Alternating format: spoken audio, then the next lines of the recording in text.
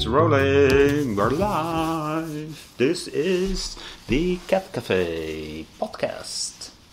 Hello, my name is Dr. Jolle. And I'm Dr. Susan Little. And Dr. Susan, where are we? We are in Las Vegas. Yay, yay, Las Vegas. Mm-hmm. Viva Las Vegas. Viva Las Vegas, the city that never sleeps. That's New York. What? Yeah. Sorry. Really? Yep. But Vegas never sleeps either. Well. It doesn't matter. But it has another nickname. And what is it then? City of Sin.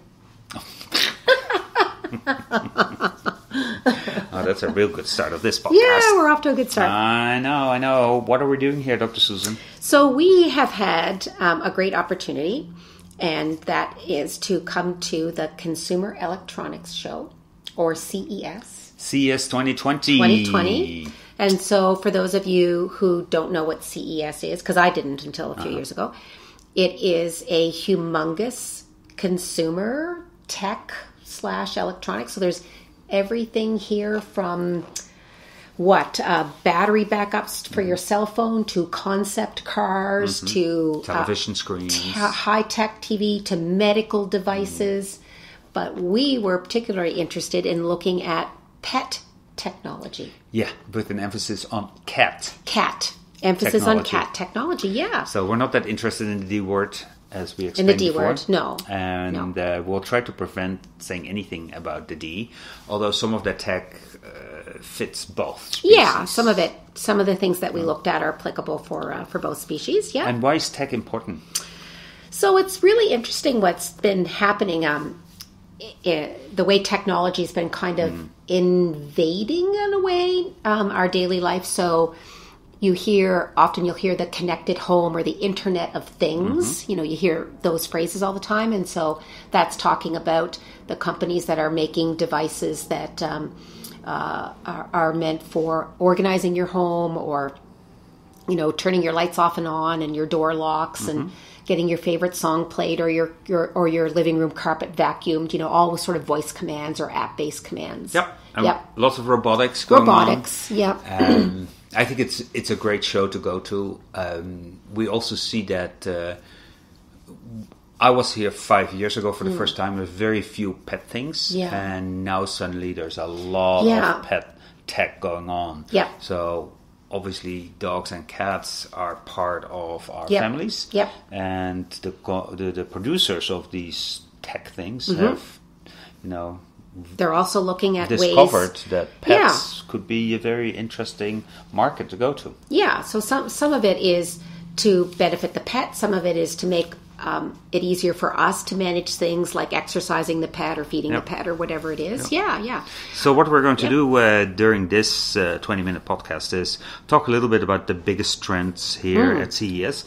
And I'm really happy that we came here not only to look for veterinarians, what is in at CES for them, but also at cat owners in general. Yeah, and I think most of it is targeted to the pet owner versus the veterinary professional. Correct.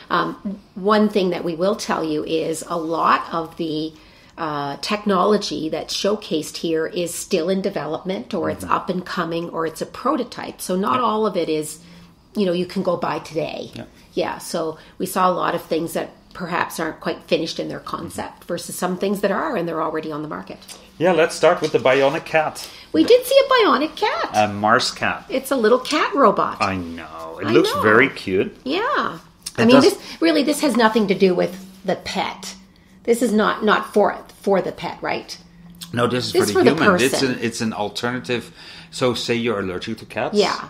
Or you live in a building and you're not allowed to have pets. That's exactly it. You can buy a Bionic cat. And it's independent, it says. It walks, runs, sleeps, sits, stretches, bites nails. Interesting. Yeah. And it meows. Needs, even buries litter, although it won't produce any waste. That's it. Yeah. Yes, I think if you have a bionic cat, you'd prefer not to have bionic waste at the same time, right? I'm so happy that they wrote it down, though. Yes. It makes it very interesting. And sometimes it may do some amazing things that surprise you and make your day. That's I wonder so what sweet. that is, yeah. So they're cute. Do that every day for us. They do. So this really does look like a little robot cat with big blue eyes. Yes. Comes in different colors. Yes, Yes, walks around. Highly meows. Interactive. Does it purr? Does it say it purrs? Yes, it purrs. I know it meows. Oh, I'm not sure. What does it say? See, it says meow sounds. Yeah. Maybe one voice integration, interaction. Yeah. So it's a very interesting. Robots will take over at a certain point in our lives, and this is interesting. It's not the best robot that was around. There were some that were very, very. We saw a lot of robots, a lot of interactive robots to do various things in your home or in industry, in manufacturing. But we did see a number of sort of pet alternative. They didn't always look like say a dog or a cat. They might have just had some cute shape to them. Yeah. Right. But we prefer the real thing. Yeah, but this one actually looks like a little robot cat. Talking about the real thing, cat litter.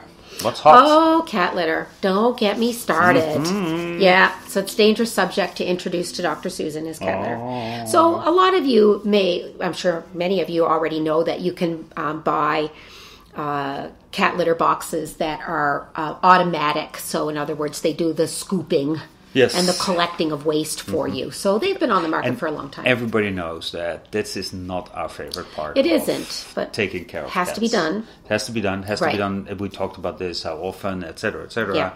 You have to have clean litter. You have a lot of litter boxes all around your Enough house. Litter boxes. Yep. Now they came with a solution that you don't have to clean it yourself. Kind of. And I think that's one of my concerns is that people mistakenly think that the litter box does all the cleaning and you never have to do any, and that's not really true. No, it's not. But now they're trying. So what's high tech about a litter box, you may ask? Mm-hmm. Well, now we're beginning to see companies develop litter boxes that might do extra things like weigh your cat while it's in the litter box. That's interesting, I think. I think that's a very interesting idea, and that could be quite valuable. So next to the fact that the litter box obviously cleans itself, kind of. So at least what the purpose is, normally it's kind of a automatic pooper like scooper that scoops up the poop and then drops it into a receptacle or a bag.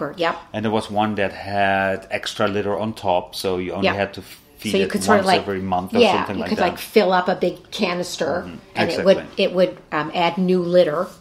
And then a lot of them had played with how they recognized which cat was in there and also if the cat was still in there or was getting out of the litter box, because obviously you don't want to turn on this thing with the cat in there. Yeah. So that's not the moment that you want the litter box to decide it's time to self-clean when your poor kitty's still in there. So they had different kind of mechanisms to ensure that, kitty wasn't scared to death by the litter box turning on and self-cleaning. Yes. So we have seen a lot of them. It's very popular, probably the most popular item here. I never saw CES. So many high-tech litter boxes in one place before. In all different forms. So you had square ones, round ones. Yep. Ones that look like little washing machines, kind of. Yeah, there was one that was a complete circle with a ball in it. Like just a ball, but we as veterinarians do have some issues and comments about these two. So let's name a couple of them. Well, so they might bring some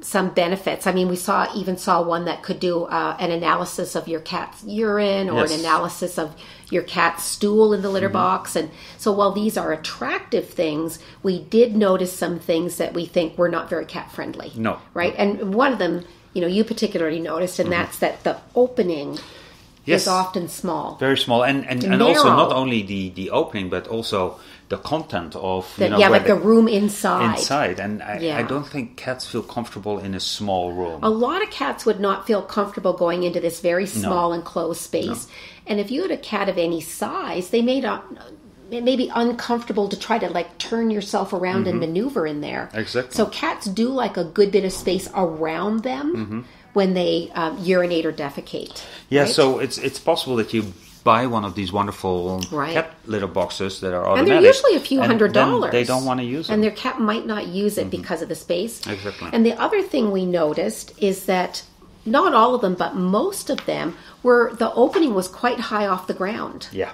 Too high. Too high, I think. I mean, for a young cat, it's fine. They jump in there. But a kitten, it would be too high. It would be. If you had an obese cat, and we know about almost half of the cats in America are overweight or obese, right? Absolutely. So if the cat's too obese and can't jump, or if the cat's a little bit older and has some arthritis, it almost looks like these are designed without a lot of knowledge about cats. So we do worry that we see designers concentrating on making it look nice, really nice, so it will appeal to you, the cat owner, and you'll buy it. Yeah. But I worry that they're not getting enough expert advice on what the cat wants when they're in the development phase. So just when you're looking at these types of litter boxes, just think of those things. Think of, is there enough room inside for my cat? Can my cat easily get in and out of it? Yep. And then just realize some cats are just not going to use them. Yes. And then you have to have a normal litter box. Right. Anyway, and you're still scooping. Right. So it doesn't always work that way. Yeah. Some of these make sounds too that cats are not so happy with. Some cats don't like the sound when the automatic scooping bit kicks in. But, but on the flip side, it is interesting to see the companies looking for value added by maybe telling you how many times your cat goes in and out of the litter box. So you're at work all day, right? And your cat, Fluffy, is at home. And maybe if you look on the app, because all of these litter boxes have apps, right? So you look on the app and you see Fluffy has been in and out of the litter box 10 times today. That's not normal, right? And you might otherwise not know that. So there is some very intriguing benefits. So let's talk about feeders. Oh, yeah. So we also saw a lot of pet feeders. A lot of pet feeders. Yeah. And same thing. Big ones, small ones, round ones, square ones. So pet feeders are very, very popular.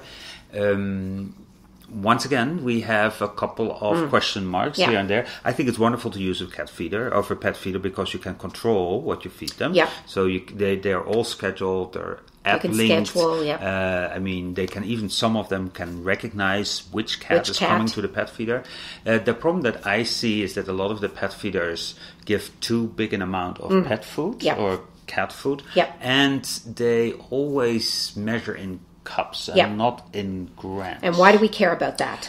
Because when you measure in cups, it's so unreliable how much they eat. It's surprisingly inaccurate. If I measure a cup of dry food and Jolle measures a cup of dry food, it's not the same amount, actually. It's going to vary by a little bit.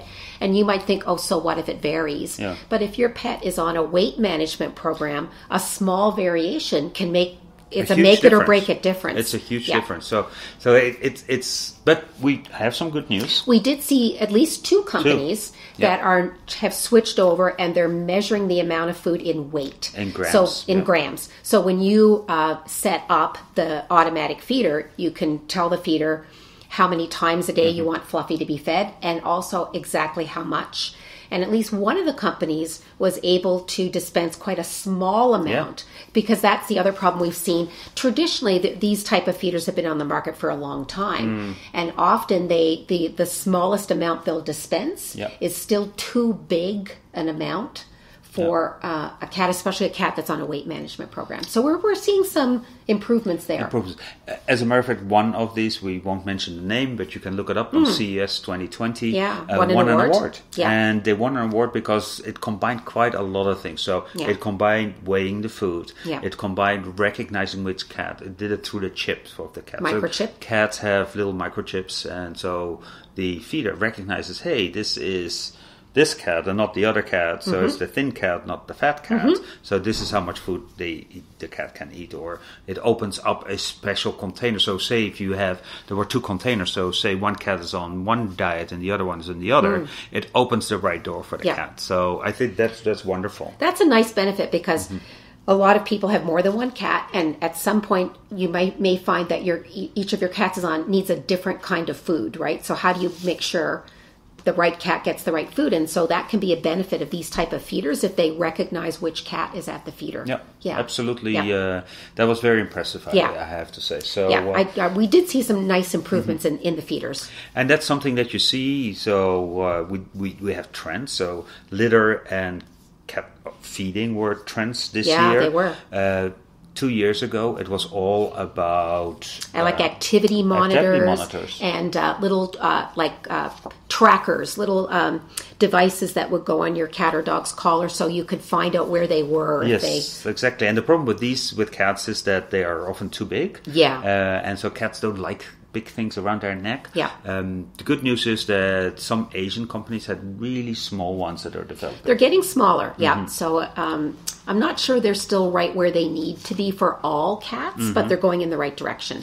And what is the advantage of trackers? That you can see how much activity the cat has. I know with the D, there's even some algorithms that you can use, so scratching and like maybe if you're let's say your dog is like one of my dogs has allergic skin disease, and so sometimes these activity trackers can even let you know how much your dog is scratching each day. So let's say he's on a medication, you might be able to see if the scratching is less, therefore the medication's working. So they're building in some of these very interesting applications. And it's all connected with apps once again, so you can see where the cat is and how often it moves. And we're all surprised that some cats don't move that much, especially not when you want them to move. So they're very interesting.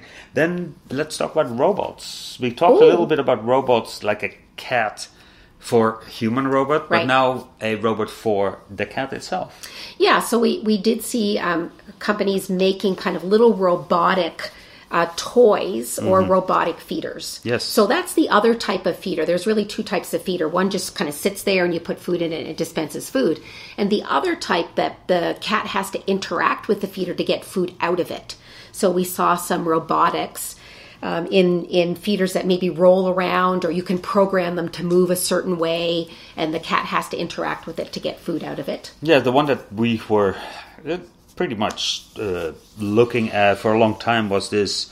Yeah, how did you call the thing? It's shaped like a dumbbell. Yeah, dumbbell. Kind of like a dumbbell. And it runs around behind the dog or the cat. And for the cat version, it had a little tail with a fluffy thing so the cat could play with it. I'm not totally sure if the cat would play with it, but you never know. That's probably cat dependent too. Yeah. Yeah, so I thought that was really interesting. And then it shoots out little kibbles. Yeah, and it can give treat rewards for interacting with it. And we all know how important it is to keep your cat healthy, but also exercise. Control the amount of food. Exactly. Yeah, do a little bit of work for food. Probably the last thing we should talk about is the thing that you really liked, Jolle, the exercise. Yeah, so there was a huge exercise wheel for cats, and that's not something new, I guess, but the couple of things that were new here is that once again it's connected with your app, so you see when the cat uses the exercise wheel. I don't think that they could recognize which cat, because not all cats like this, but it had a little light in there that followed the exercise. So imagine the cats on the wheel running around. There was a little light that they could follow, and they would run even more. So it was really cool. It was designed also very nicely bejeweled. That's what they said. Yeah. It had this outside that was very golden. The one we saw had a very nice gold finish to it. Yes. Should that fit with your living room decor? Exactly, and it was quite interesting. But the idea of knowing how much the cat exercises. Putting play gamification into a big exercise wheel to stimulate cats to exercise more. It's an interesting thing, and I know a couple of friends that have them. If the cat uses them, they use them quite a lot. Yeah, that's the thing. It's I kind of make the parallel with people who are exercising. Some people hate treadmills because it's boring and you're just running in place all the time. And some people, are fine. I happen to be fine with treadmills. And I think cats are like that too. So some cats are quite happy to get on the treadmill. If you haven't seen them before, it's kind of like a hamster wheel idea, right? Yes, the hamster gets in the wheel and just runs in place. Yes. Well, there are quite big ones for cats. So some cats, I think especially younger cats probably, will adapt to that. And in this particular one we saw, they might see the light. You know how cats will chase little spots of laser light on the floor? It's very clever, that's the idea, yeah. Awesome. So there are cats who will love it and use it, and there are other cats you wouldn't be able to get them on it for. But that's normal. Cats have different opinions. I guess. And then there was a lot of other stuff going on. Lots of human tech. Yeah, of course. Some really interesting stuff that we might monitoring be able to human use. health. Yeah, so for instance, the smartwatch for people who are diabetic. And obviously cats are diabetic too. Yeah. So these things will move over to our space at a certain point too. And we're already borrowing some of the human diabetic monitoring equipment. I think that would be really good if we do a session about diabetes on. We should. Yeah, I do like to talk about diabetes in cats because it has a much better future than for the cat than it used to years ago. Exactly. So that's exactly. and we can highlight some of the technology we've borrowed from human medicine. That's exactly it. There you go. We have a new topic. Not this time because we're almost we're at out the of end. time. I know it goes so fast. Wow.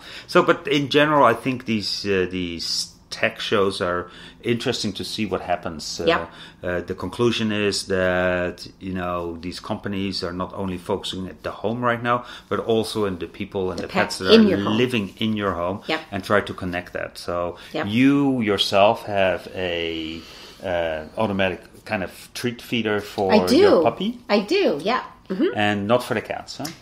No. Because I think Moo would eat anything that comes out of that. Yes, yeah. Yeah. So, we already have a person here that is using them, and I think they're really interesting. So, they are. It's interesting to say with all these things is that, especially if you think about the cat, is you need to have just the cat that likes it, because if the cat doesn't like it, you can spend a lot of money on something that the cat will not use. Yeah, we can't force animals to wear something they don't want to wear or use something they don't want to use, right? They have their reasons. And we all say the D's are a little bit more stupid, so they still kind of listen to us, but cats definitely don't. Not so much. And so, although these trends are really interesting, I wonder I if you can try them out. Just borrow them for a month and see if it works. Can you borrow a cat wheel for a month and see if it works? Exactly. So, out of time. Thank you very much, Dr. Susan. Cool. So hopefully we gave you a little glimpse at where technology is going in terms of your pet's life and not just your life. Yeah. So what should they do? Like us? Yeah. Please like us on Facebook. And if you're so inclined, we'd love if you'd leave us a good review. Oh, that would be wonderful. That'd be wonderful. And tell your friends that this podcast is there for you. Mm-hmm. We also have a website. Yes. So you'll find us at perpodcast.net. That's our podcast for the veterinary team. But there is a cat cafe page on perpodcast.net. And that's where you find all of our episodes and what they're about. Please subscribe to our podcast. Please. And on social media at Cat Cafe Podcast. And is it too late to say Happy New Year? Well, we're actually still in the month of January, and so my rule anyway is it's okay, especially for people you see infrequently. You're okay to the end of January. So Happy New Year, everyone. New Year. Bye. Dr. Susan Little is a feline medicine specialist with 2 cat-only hospitals in Ottawa, Canada. She is best known as an international speaker and as the author and editor of 2 textbooks, The Cat, Clinical Medicine and Management, and August, Consultations in Feline Internal Medicine. Along with 3 cats, she also admits to owning 2 dogs, and you can follow her on social media with the handle @CatVetSusan. Dr. Jolle Kerpenstein is a diplomate of the American and European College of Veterinary Surgeons and a big cat fan. His specialties range from surgical oncology and reconstruction to minimally invasive surgery. He is the author of 2 textbooks on basic and reconstructive surgery. Did you know he was allergic to cats? Jolle works currently at Hill's Pet Nutrition. You can follow him on social media with the handle @GVETSX.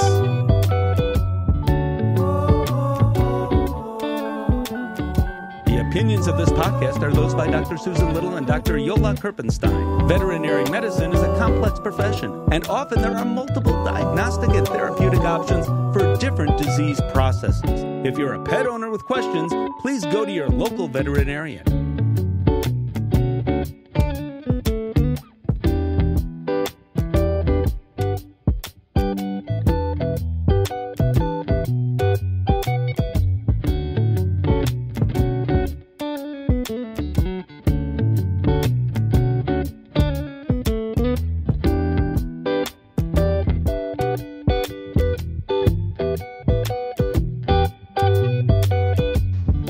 Both Dr. Susan and I sincerely thank Jake Adams for composing and performing the music.